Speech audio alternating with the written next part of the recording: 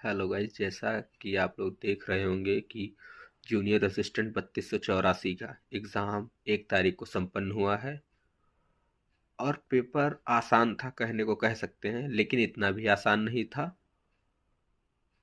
कि यदि मतलब पेपर आसान होता है तो मतलब लोगों के द्वारा ज़्यादा गलती करने के चांसेस रहते हैं, क्योंकि वो जल्दबाजी में रहते हैं और एग्ज़ाम का प्रेशर भी रहता है। काफ़ी ये सब चीज़ें मैनेज करनी पड़ती हैं और उसी के बीच में काफ़ी पेपर अगर सारा आता हुआ भी पेपर गलत हो जाता है। तो उसके हिसाब से मैंने भी पेपर दिया था। हाँ, आसान था ये कह सकते हैं, लेकिन इतना आसान नहीं था कि आप लोग मतलब कट ऑफ बता दें कि 80-90 पे जाएगी। ऐसा नहीं है जेन्युइन, क्योंकि मैं इसलिए कह पा रहा हूँ। आप ये जो बच्चे हैं, यही जो कट ऑफ बढ़ाने वाले हैं, यही है 5512 वाले में।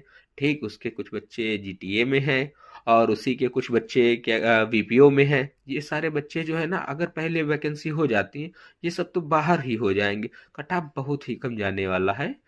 और खुद ही मैं 3284 में हूँ और क्या कहते हैं कि ये 5512 में हूँ, वीपीओ में हूँ। इन सब में मैं खुद ही स्वयं हूँ, जो कि क्या कहते हैं, मैं भी अगर मैं उन्हीं में हो जाऊंगा तो मैं ये छोड़ दूंगा।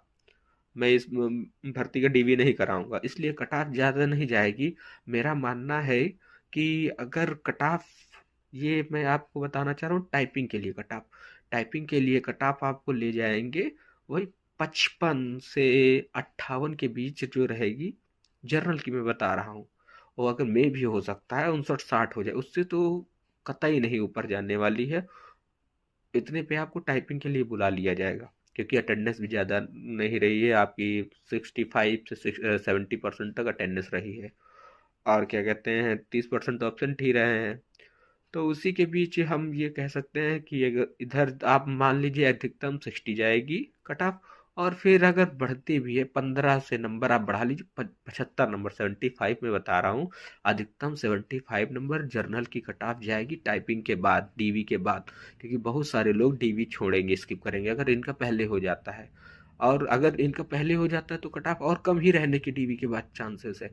मैं ये बता रहा हूँ, यदि ये सभी लोग कराएं डीवी, तब की मैं बात बता रहा हूँ।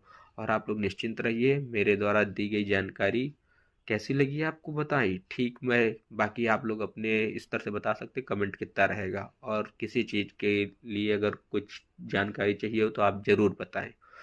क्योंकि मैं भी मतलब एक्सपीरियंस कर रहा हूँ, मैं भी एग्ज़ाम में बैठ रहा हूँ, देख रहा हूँ कि क्या माहौल होता है वहाँ का। तो इस चीज़ से आप लोग परेशान ना हो और आप लोग अपनी टाइपिंग तैयारी करते रहें।